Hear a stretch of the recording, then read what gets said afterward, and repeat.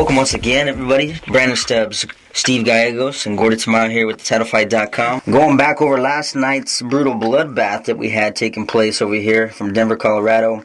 Mike Alvarado defending his title against the Russian Rocky, Ruslan Provodnikov, in a bout that really brought some dramatics. We had some back and forth action taking place here. Alvarado on the receiving end of some ongoing punishment. Well, actually, they both took some shots ongoing, but it was Provodnikov in the end that happened to, be able to weather the storm a lot more so and deliver far more than Alvarado was able to take. Finally, referee calling it quits there. Brandon, what were your thoughts on the fight there? I mean, a lot of people were banking on Alvarado to stick to a boxing game plan. Ruslan obviously came in, drew him into a fire fest here early on in multiple occasions, and ended up being Alvarado's downfall ultimately. What was your thoughts? Yeah, absolutely. Ruslan went in, and you saw as soon as the opening bell started, he went out and actually applied pressure to Mike. Mike was able to get, somewhat adjusted in the second round and was able to box a little bit, and you saw a little bit, in the third round, but after that it was just they were doing a lot of infighting. Alvarado was not able to get the distance and the space he needed to work off the jab and keep Ruslan off of him. But to Ruslan's credit, he's making his opponents fight the way he wants them to fight. He's going forward, he's applying the pressure, and you're seeing that this is now a pattern. This is now with Alvarado now, and then Bradley earlier this year, to where it's not that these guys are going out fighting these styles, as Ruslan's forcing them to fight these styles in these bouts. Exactly. And, the same thing that he had mentioned with Tim Bradley. People were talking about Bradley came in and fought that way against Provodnikov to show the fans that, he's capable of becoming an entertaining fighter. Provodnikov, however, said the exact opposite of that he didn't choose to fight that way. I forced him to fight that way. And it almost appeared that way with Alvarado as well. He just came in with the nonstop pressure that, didn't really give Alvarado too many options, or at least made him feel like he didn't, so he ended up having to trade and it ended up costing him. Where do we go from here with this? I mean, he's an entertaining fighter. I think both of these guys obviously are still going to be in the running for some good fights down the road. Although one of them had to walk away the winner, I don't think necessarily in this kind of a fight either one of them is a loser. They both should have some options, as they both carry some fan-friendly styles here. Some things that have been circulating right off the bat here is a possible part 2 with Provodnikov and Alvarado here. Banner Promotions and Top Ranks had stated that they do have a one-fight option to co-promote a bout of Provodnikov, so could be seeing something like that in the mix. Otherwise, maybe a unification bout with Bradley. What do you think's in the mix here? What do you think's the best option? As far as Ruslan goes, his best option would be, seeing if he can get that second bout with Bradley. Whether Bradley would want that or not, that's going to be completely dependent upon Bradley and how much money they throw at him. Otherwise than that, with them having that option with Top Rank, you're going to possibly see them throw at him Rios or Pacquiao, depending on how that comes out. So it'll be interesting. It'll be someone within that stable of Top Rank you see Ruslan fight next. It's just going to be more of, will it be maybe the bigger money fight with Bradley, which is something that would be completely sellable. I could even see that being a featured pay-per-view bout and not just an HBO bout. It will kind of make sense from that aspect, given these two gentlemen's past performances this year. As far as Alvarado goes, I think, it would make some sense to maybe kind of throw him a softball, give him somewhat of I don't want to say a can, but maybe a fighter or a level or two below him to kind of build his confidence back up after taking a beating like he did last night, to kind of build his confidence back up and getting kind of back in a rhythm, and, see if that weight cut is affecting him, see if he can still make the weight.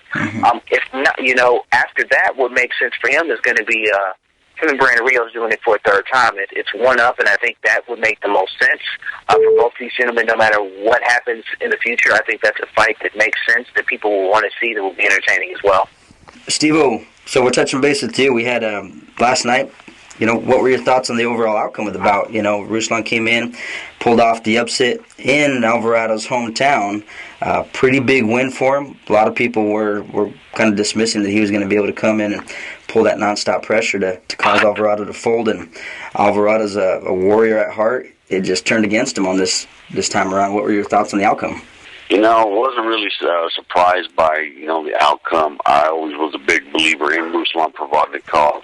You know, even before he fought Timothy Bradley, you know, I used to see him fight on Friday Night Fights quite a bit, and used to see him dominate, you know, and just destroy the fighters. So it wasn't that big of a surprise, you know. I was hoping that Alvarado would have put up a better effort, you know, and it would have been a back-and-forth slugfest, but he was just truly outgunned. Yeah, it does appear that the artillery was in favor of Provodnikov. You know, moving forward, we got some pretty interesting matchups in the mix, like Brandon had stated here, so I'm kind of curious on how this is going to all pan out. Kind of nice to see this kind of a story kind of fold back and come around and benefit Provodnikov. I mean, worked for it, obviously. He's putting his time, putting his effort, and he's finally getting some payback off of it. Always like to hear a story like that. Going forward, this week, we touched base last week about this bout coming up, actually for the co-main event, but we got Hopkins coming against Murat coming this Saturday, and you know, we got the ageless Bernard Hopkins again coming in to defy the odds once again, looking in tremendous shape as always, as he takes care of himself pretty well. Brandon, what are your thoughts on this one? Is this just another one that Hopkins is going to find a way to win, just manage to get through and take the W here, or is he reaching the end of the road here finally, and, you know, finally going to see him maybe hang him up? You know, we're starting to see glimpses in some of his, you know, like out of the last 3 to 4 fights, you're starting to see glimpses of him finally breaking down at spots during these fights of actually being an old fighter. But truth be told, I really have no absolute clue who this guy is he's fighting. I've Googled him, I've watched some of his fights, but I have really no idea who Murat is. It just kind of seems like some guy they kind of plucked out of nowhere, because I've never really heard of him in the rankings. Don't know of any marquee names that the guy's actually beaten, so it's like, who is this guy, and why did they just find him to fight Bernard Hopkins? Sure. So it's one of those things that could be a mystery. I mean, we really don't know what Murat's going to bring in the ring. Will he be overwhelmed from, you know, fighting on the big stage against a surefire Hall of Famer in Bernard Hopkins? So it could be interesting, or it could be extremely boring. It really depends on, you know, if Murat wants to bring the fight to Bernard, and if Bernard gets old overnight when he steps in the ring next weekend. And Steve, what are your thoughts here? Do you think along the same lines as Brandon, or is he going to be doing something different? Well, you know, the reason why he's taking this fight, obviously, is because it's a mandatory, you know, and Hopkins has said, you know, he's fought many mandatories when he was, you know, a middleweight champion, so this is nothing new to him. He did say that, you know, he's going to continue to fight. He's not underestimating Murat whatsoever, you know, so he's coming in there with a mentality, you know, that the other guy's going to try to hurt him, so he's got to hurt him back. So, like he said, there's, you know, he sees the light at the end of the tunnel for another big fight.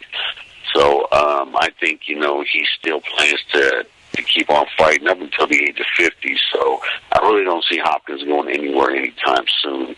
I don't know very much about Murat. You know, we don't know what he's going to bring to the table, but, you know, Bernard Hopkins is very elusive. He just seems not to age, so who knows what's going to happen, if he's going to get old all of a sudden, or he's just going to put on another brilliant performance. Mm-hmm. We'll just have to see.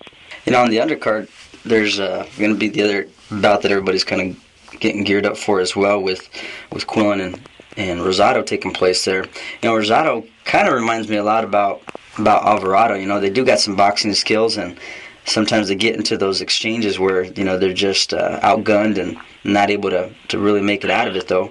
No question in heart from them at all. We've seen Quillen take some shots here and come off the deck in order to come back and pull off a win. He still has his O. Brandon, have your thoughts changed since last week about, you know, going into this fight, what we're going to see here, or, you know, we'll kind of stick along the same lines there? Yeah, I still, my opinion hasn't changed. I really do like Gabe to pull this one out, and I think it's actually being a little bit easier fashion than what people think. I think with him now fighting a couple more fights here at 160, he's just only going to get stronger, get more used to that weight, bring that power up with him, and I think this is going to be the toughest challenge of Quillen's career. Now, if Quillen can pull this off, I think, you know, people really need to respect him and give him his just due, even more than what they do. But like I said, I think this is finally the fight that Gabe doesn't get jerked over by the judges, or anything like that. This is the fight he finally gets to where he pulls it off. And one bout coming up on the horizon here. We're still a little bit away from it, but want to shed some light on it early on. We've been finally hearing a little bit more buzz on it, seen some promotion take place for it, is the Pacquiao-Rios fight that's going to be taking place. When this one was officially announced there was some heads that were being scratched initially after knowing what happened to Pacquiao when he fought Marquez, and coming back in against a guy like Rios, who's just a nonstop fighter, just brutal, just relentless, in his approach. Is this the right fight for Pacquiao to be taken from the jump, or is he biting off more than he can chew? We know his style, we know his abilities. He's obviously one of the best fighters that has ever laced him up, coming up, and fan-friendly, of course, but is he kind of biting off more than he can chew here, Steve? What do you think?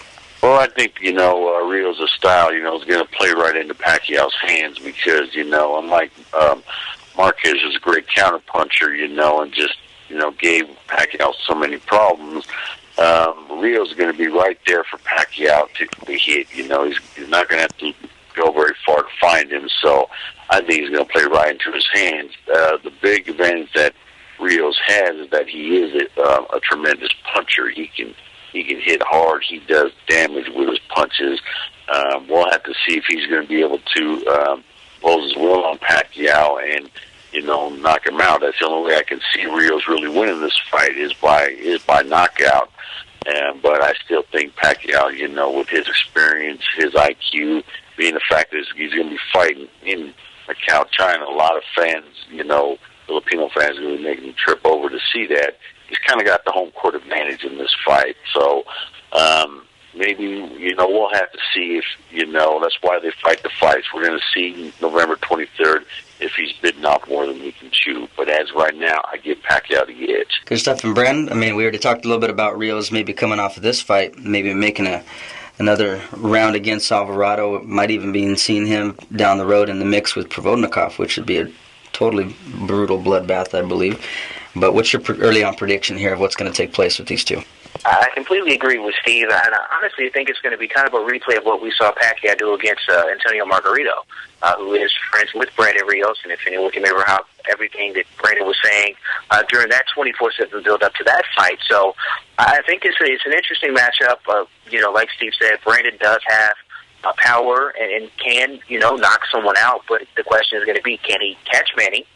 And if he catches Manny, can he catch him clean? Mm-hmm. And I really don't think he's going to be able to do that. I don't think Manny's going to get old overnight. I don't think that knockout of he suffered from Marquez is going to completely throw him off and have him gun-shy there in the ring. I think he's just going to use his hand speed, use his movement, and if he's smart, not stand in the pocket, not get in a firefight, and if he just stays on the outside, just literally boxes and uses his hand speed, he's going to breaking down and busting up Brandon Rios, something awful, like I said, very similar to the fashion he did against Antonio Margarito. Yeah, that's not going to be a pretty sight if that's the case. Good stuff. Well, thanks, fellas. Thanks, everybody, for tuning in. Again, Brandon Stubbs, Steve Gallegos, and Gordie Tamayo with TheTitleFight.com signing off. Until next time.